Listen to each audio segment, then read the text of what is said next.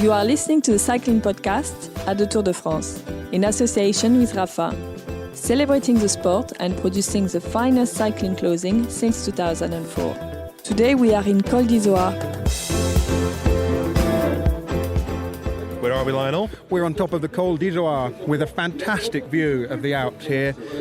I mean, it's majestic, it's breathtaking. It's the it's the decisive day of the Tour de France, we think, unless the time trial in Marseille turns out to be decisive. We don't yet know because we don't... Hedging your bets there. Well, I am hedging my bet because there's 22 kilometres to go. The break is edging towards the bottom of the Col d'Izoard. There's about, a third of the peloton in the break today. 54 riders originally. It's now split into bits. Bora Hansgrohe have missed it, and there was the quite amusing sight of them on the front doing a fair bit of chasing as a punishment, I assume. But as I speak now, AG2R La Mondiale, Romain Bardet's team, they're doing a pretty good Team Sky impression on the front of the GC group at the moment. And we're joined up here in perhaps one of the most beautiful bits of the Alps by François Thomazeau. I've changed somewhat. No, it's Orla Chennaoui, isn't it? Substitute for the moment. François is down the hill at the press centre. Well, it's Orla Chennaoui, and I think Orla's French is better than François', no? Well, you know... a very good accent, if you like. That's wonderful. Orla, you've come out because the La Course was this morning. We were up here for that as well. We're producing a cycling podcast, Femina, which will come out at the start of next week. And we should mention La Course because it's a bold new dawn for women's cycling, if you like, although opinion a little bit mixed at the finish. But I think we saw a good race. It was won by Annemiek van Vleuten, chased by Lizzie Deignan. It was a good race, and it was a good crowd, a lot of support, and we'll see them in a couple of days ride what they're calling the Chase in Marseille. A lot of intrigue around that, but I think it was a good event. I think it was decent, and probably opinion is reserved as to how well it went or otherwise. Everyone was a little bit broken by the time they got up here to be in any kind of lucid frame of mind to say what they thought of it as an event as a whole, and it is only half of it for now. But it was interesting chatting to Ashley Millman-Passio, one of the riders, afterwards, and she was saying how she didn't like the feeling that they should be grateful for everything they've been given here, because it's been referred to as a gift very often by ASO. But it was a good race. A decent chunk of media came up here, and that's 4 hours ago. So it's been a long day for them, and they've made that decision to be able to miss the start of the men's race so that they could be here for the finish of the women's race. A good crowd up here as well. I think it went well. I enjoyed it. I preferred it to Paris at this stage because it felt more of a race of itself rather than a warm-up to the men's race, even though essentially it's pretty much the same thing. But the racing was good, and we saw a good, strong calibre of riding as well, which is the kind of showcase that you want, really, on the platform that we've been given for the women's race today. Well, it'll be interesting in the men's race here because there were about 10 women in the league group with about 5 or 6 Ks to go from memory, and we could have a situation here where there are 4 basically in that group. We'll see.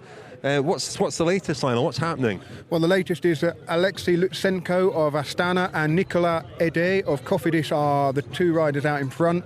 The lead is actually tumbling down between those 2 and the Chris Froome yellow jersey and GC favourites group. It's now under 5 minutes. It was 8 or 9 at one point. It shows you how hard AG2R have been riding. Well, it does, and they're certainly going to catch some of the riders from the big escape, but the question is whether the breakaway will get a chance to fight it out for the stage win, or whether Chris Froome will have his chance to try and win on the Col d'Izoard this afternoon. And one thing to note, actually, I was told by someone in Team Sky that James Murdoch is on the tour today. Of course, the big cheese, le grand fromage of Team Sky. So he's in one of the team cars.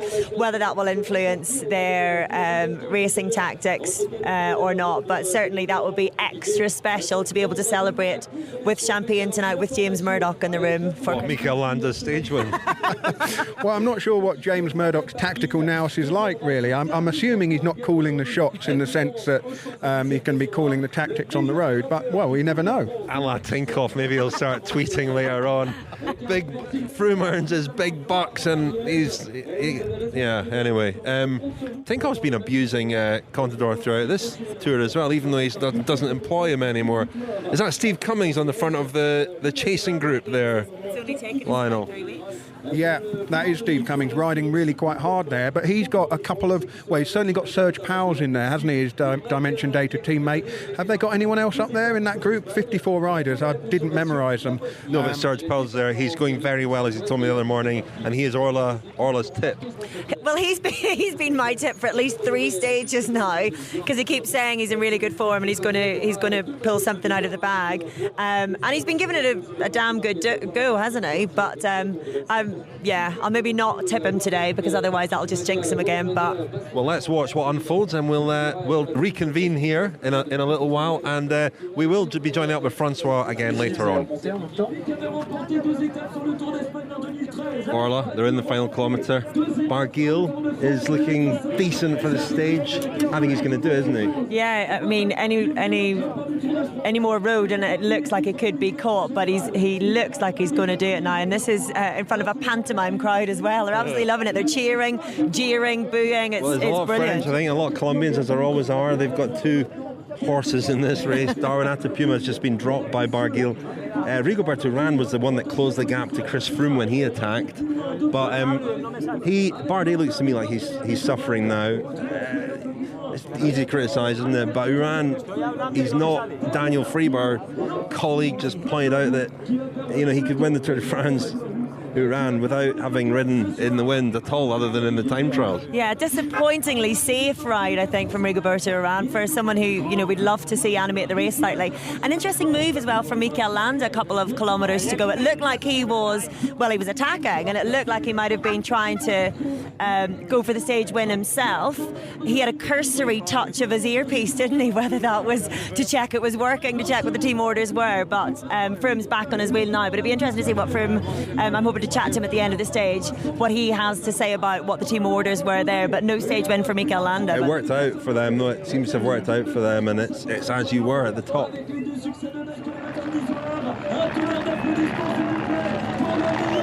Warren Barguil, what a tour he's had. He's won 2 of the best stages and almost won the other best stage into Chambéry. And in the polka-dot jersey as well. I mean, barring going for the overall GC, couldn't have asked for a better tour, really. And a fantastic way for the French as well to be celebrating the Queen stage. It's and here comes Bardet. There's still time bonuses on offer, and it looks to me like Froome is struggling a little bit. I think Bardet's got this. He's going to get 3rd on the line. That's a little time bonus. Atapuma just held on. So 3rd for Bardet on the stage.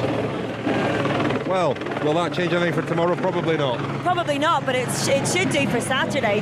Froome could have really tied it up today. I meant Saturday, sorry, I'm forgetting about tomorrow. Hello, Lionel. Hello, Richard. You've just been chatting about the stage. Oh, just finished. That was fantastic, wasn't it? Warren Barguil, what a ride that was. I mean, he wasn't in any of the breaks today. He rode with the GC riders and finished it off like that. Sensational win for the King of the Mountains. Truly crowned the King of the Mountains on the Izoard here. He's done a lot for that jersey in this tour. He really has. I think he's restored. It's no longer the kind of plucky breakaway jersey, is it? The points system has changed that a little bit, but he has gone out and won that jersey fantastically well, and he's won 2 fantastic stages. But the race between the GC riders was it bubbled. It didn't really boil over, did it? But probably because, well, the pace was pretty hot all the way up the climb.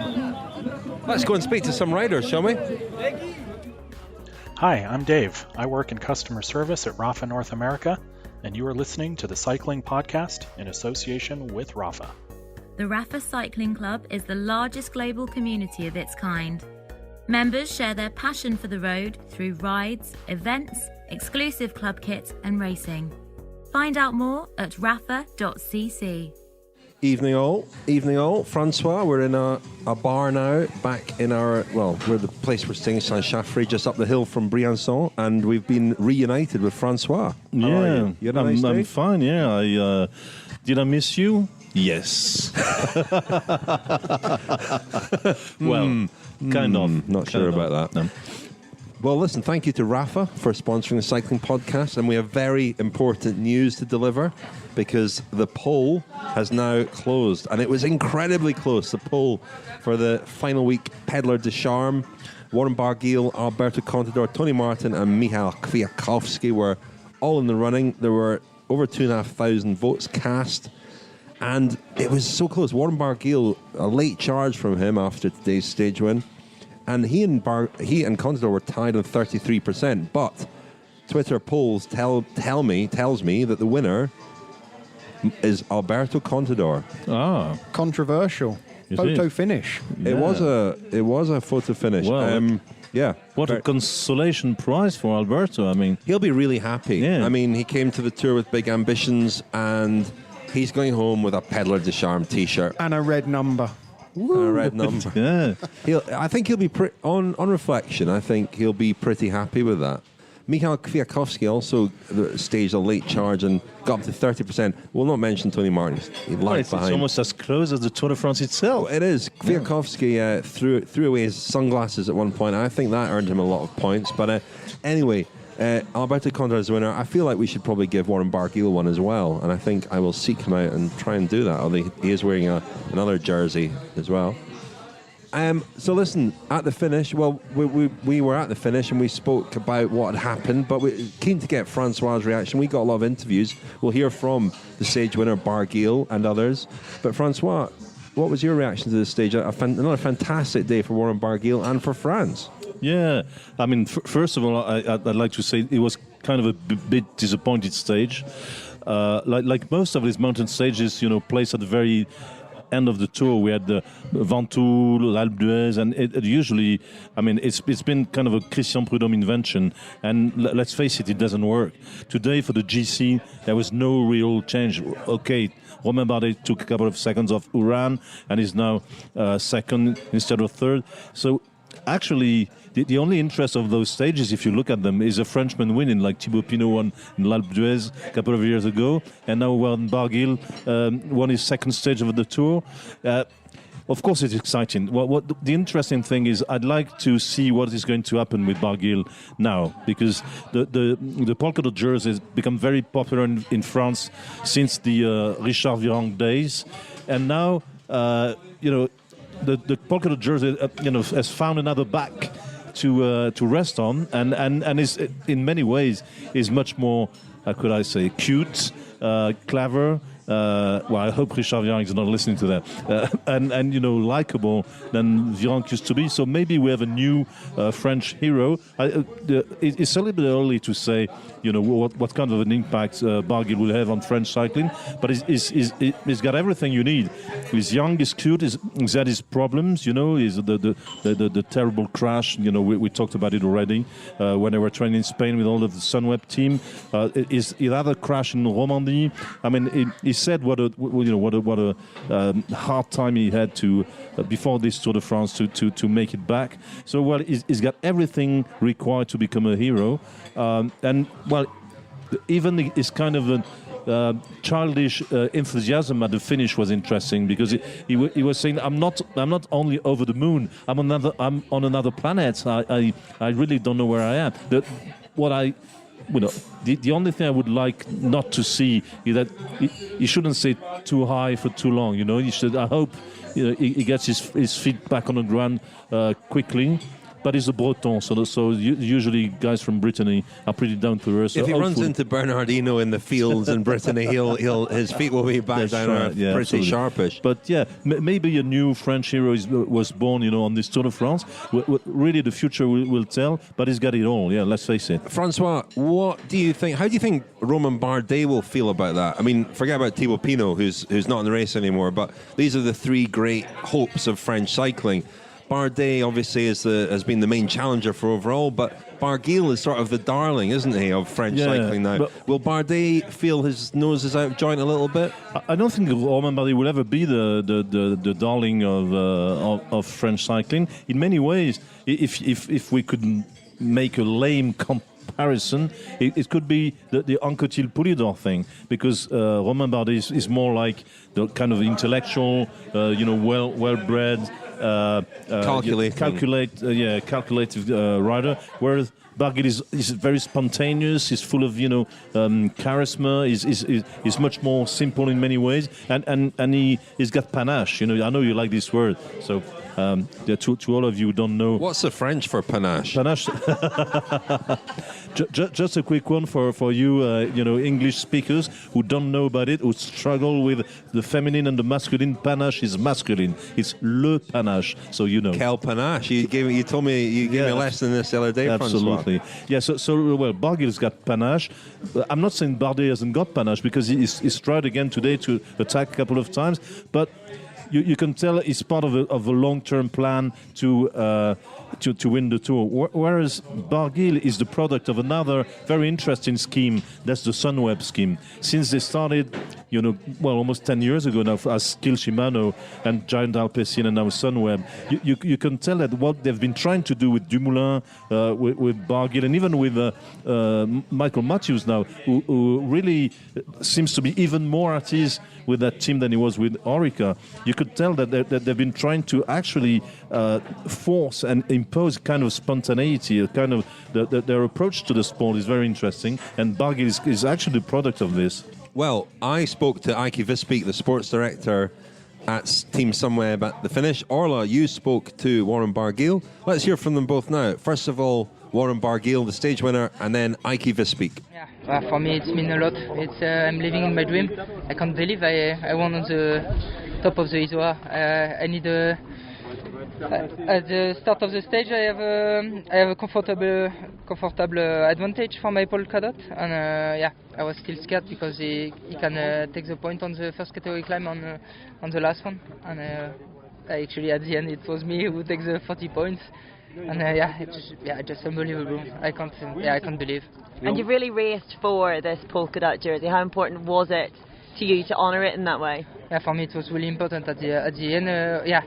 Since I take it in the Nantua stage, and for me it was a big goal, the main goal of the tour. It's crazy. I have a lot of emotion during this tour. To lose for a few millimeters, 6 millimeters I heard, and now to win one stage in sprints with the best guys in the world, and today to win alone on the top of Isoire. I can't believe. I really can't believe. Does that feel like a lifetime ago? What? A lifetime ago, tellement longtemps. Yeah. For me, it's really nice feeling back, because I won 2 stages in the Volta, and since this time it was really long time, with a lot of bad luck, a lot of crash, and now I'm back. That's the nice thing. Now in my wildest dream maybe, because we have a strong team, and with Michael Matthews, you have a very big potential rider, very talented and gifted rider, and with Warren we also have it. But with these guys, they didn't have the super big results yet, and in this Tour de France a lot came together. Good teamwork, more experience, total dedication. Also these 2 leaders helping each other. And that gives something extra when the guys get out of the bus. When you see your 2 team leaders, your sprinter and your climber, helping each other when it's necessary, that gives to everybody a boost. From the mechanics to the guys that work hard for the leaders. What's clicked for Warren, because he's obviously a rider of huge promise. He had a difficult period maybe, but what's gone right for him for this tour? No, I think this role that we went into the tour with less pressure but go for stage wins and no GC pressure was for him the right one, and he is already an offensive rider, and I think that was a very good way to start it. And now he has a little bit more confidence, and hopefully that will also make him more balanced. He is a very impulsive guy, and I think with this confidence that he gets from an air, he will see the situations better in the future, and I think this is a start for a very good series from him. Will he develop into a GC rider, or do you think this is something that will keep him more motivated, and I spoke to Ivan Beckenbrink the other day, was saying he's a racer, you know, rather than a guy who maybe likes to ride the way you have to ride for a top 10 on GC. Yeah, no, I think in a tour where there is not so much time trials kilometers, he can go for a real GC. And I think for a Grand Tour with too much time trial kilometers for his like, then I think this the way that we did it now, mountain jersey, and most of all stage wins in the mountains are the best way to approach it. So I think that is he needs a course that fits him. I'm sure you're not thinking next year, but you've got obviously Tom Dumoulin, Warren Barguil. How do you accommodate both of all of their ambitions? Because we imagine, I guess, it's likely Dumoulin would come to the Tour next year, and Michael Matthews as well, of course. No, it's not difficult. We look at the course, and then who has the best chances, that's the guy we ride for. So we were talking about Romain Bardet as well there, and I guess one of the talking points today was the tactics of AG2R, and tactics are always tactics only make sense with hindsight, don't they? I think ultimately it was going to come down to who was stronger, Chris Froome or Romain Bardet. And we sometimes overstate the role of tactics and a strong team. But for a lot of people watching today's stage, AG2R seemed to be doing Team Sky's job. They were riding very hard in the front.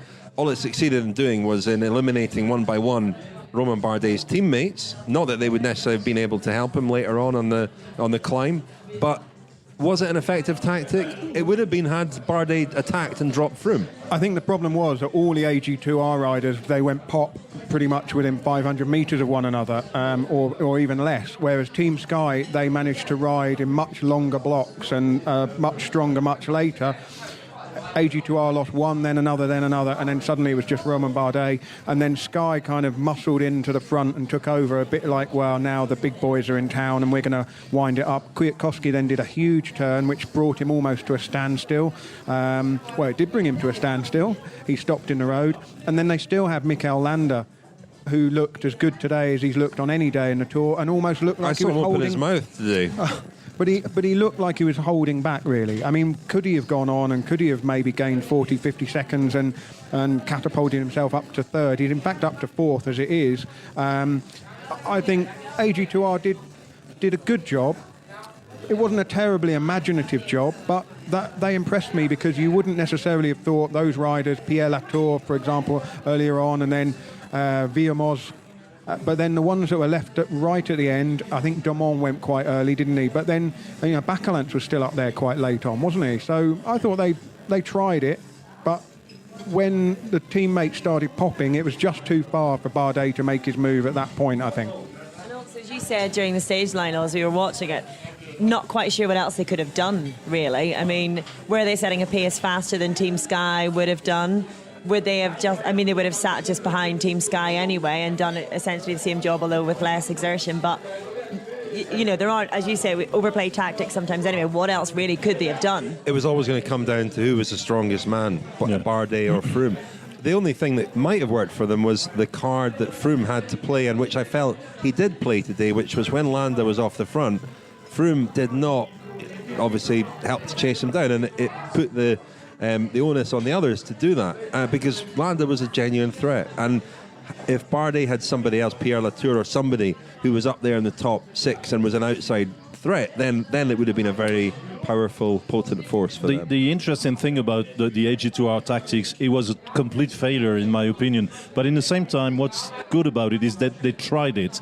And they didn't try it the way other riders tried to tackle Sky. Sky seems so dominant that other riders have tried to surprise them, kind of guerrilla tactics, like, we're going to try an attack there, an attack here, and try to kind of,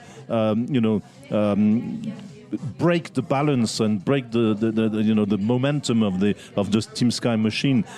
AG2R have gone one step further. They're trying to challenge Team Sky at their own game. And it proves that even if they failed, the mere fact that they tried it proved that they have new confidence as a team, and they actually didn't build that team by buying the best riders in the field. They've kind of educated a whole generation of young riders to become part of the Bardet project, like Cyril Gauthier, Ben Gastawer, all these guys, Alexis Vuillermoz. I mean, all these guys have been really working hard for Bardet, and they've been with the team for a long time. They were part of the project. They're kind of progressing with Bardet, and Bardet at the end of the stage said he was very proud of the of his team because they'd been trying. Because he said we've moved one step further. It's not enough, right? But at least we've been trying that.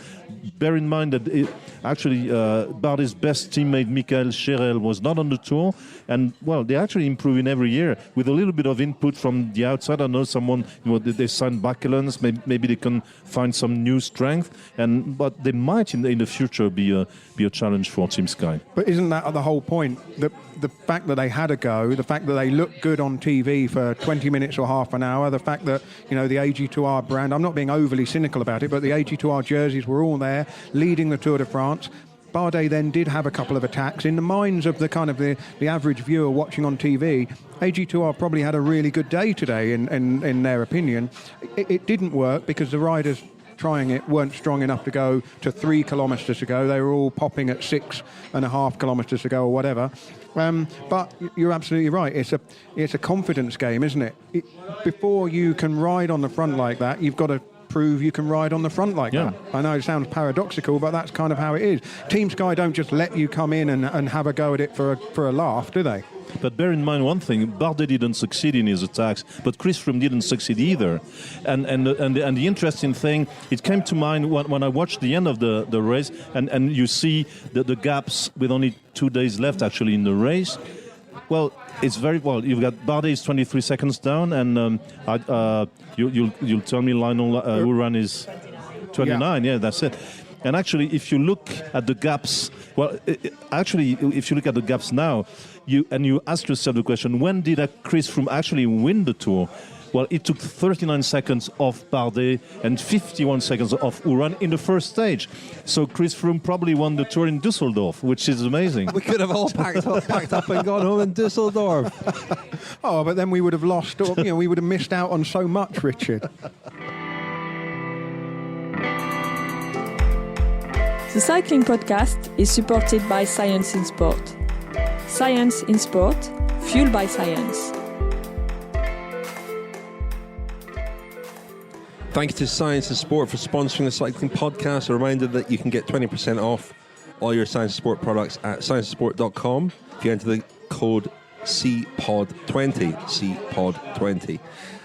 So, we've just realised that we've wasted 3 weeks travelling around Belgium and France, Luxembourg, when the Tour de France was won on day one in Düsseldorf. Little did we know on that wet day. Not yet. Come on, there's still this time trial to go. The gap is only 23 seconds to Bardet, True. 29 seconds to Uran.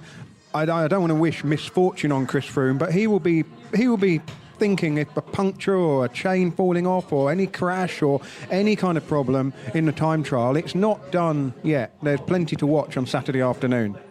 Absolutely. Looking forward to it. It should be great, actually, with the start and finish in the Stade Orange. We're looking forward to that. Yeah, if I have a little bit of advice to give to Chris Froome, the hill in the time trial course goes at the foot of what we call in Marseille La Bonne Mère, the Good Mother. It's the main church in town, and usually if you want to avoid an ill fate, you go to La Bonne Mère, to the Good Mother, and you light a candle. So he might, I really think someone from Team Sky should light a candle at the Bonne Mère. Back in January, Team Sky hired someone to light that candle. Probably. Their day right. is on Saturday morning. They reconned the candle lighting stage, yeah. Marginal gains. They've got 8 different types of matches just in case. Well, listen, for 3 weeks, Lionel, I think we've spoken a word to Chris Froome, but because Orla's a hitter, she's flown in, parachuted in here, and she spoke to Chris Froome at the finish today.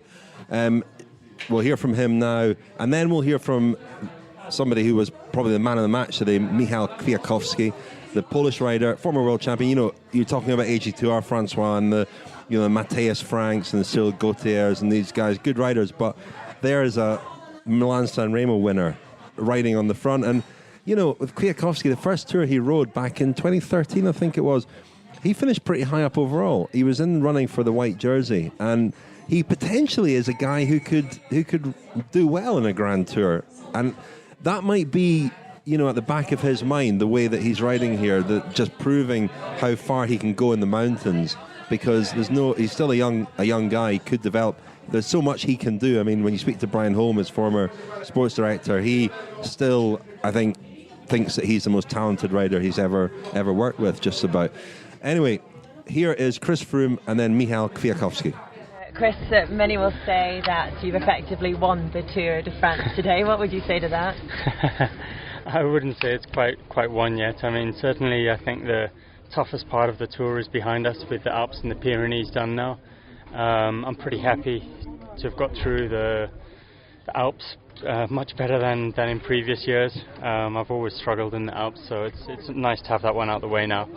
But the team has just been fantastic. I mean, each and every one of my teammates was amazing and just buried themselves today to keep me in yellow. I think we're really looking forward to the time trial in Marseille now.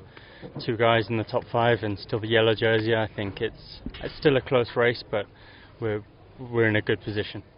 I think pretty much the whole team is amazing, and I'm very thankful, you know, to the team that we supporting each other so well. You know, Luke Rowe, Christian Knie, Sergio Henao, Vasil Kirienka, Mikel Nieve, Mikel Landa, and Chris on the end. It's just amazing team spirit, and it's just so great to be in such a team. We just believe that we could even win the stage today. I know it was very difficult because Romain Bardet was, you know, under pressure, and I think congrats to him to finish in 3rd place. I don't know who won, Barguil. Yeah, so that was amazing for the French guys, and yeah, we're really happy that, you know, the stage went on that way, and we're looking forward for tomorrow and for the time trial. When you have that advantage in the GC and you know, Romain Bardet, Haru and Uran is trying to get some advantage before the time trial. It's just easier to control the pace of the peloton, and you know, it was very difficult when we lost the jersey, of course, and we were trying to push on the stage to Chambéry, I think the short one, and that was very difficult stage for us. We put everyone under pressure. And when we get the jersey back, it was just easier on us, because we could even, you see today, you know, AG2R was under pressure to win the stage, and we could easily sit just on the wheels, and then when moment came, we could ride our own tempo, and then that's how it is on the Tour. If you have a little bit of advantage, you can, you know, stay more calm and you know, you're not panicking. So ironic, Lionel, isn't it, that our erstwhile colleague Daniel Friebe, television's Daniel Friebe, once famously described Kwiatkowski as a vanity signing because he's proving anything but. I think that comment's been misunderstood a little bit. Hey, listen, I think it was a fair comment. But it was Dave Brailsford really proving that he could buy a rider like Kwiatkowski and then pretty much put him on, not the bench, but make him subservient to the team's wishes. I mean, in any other team almost, he would be, well, he could be riding here for GC, couldn't he? The way he's ridden these climbs, he's only 4 or 5 kilometres short, or not even that some days. Clearly, I think he was 11th that year, 2013. He's a racer as well. Remember, he got in the crosswinds on that stage, that amazing stage that year. He's won the world title, he's won Milan-San Remo.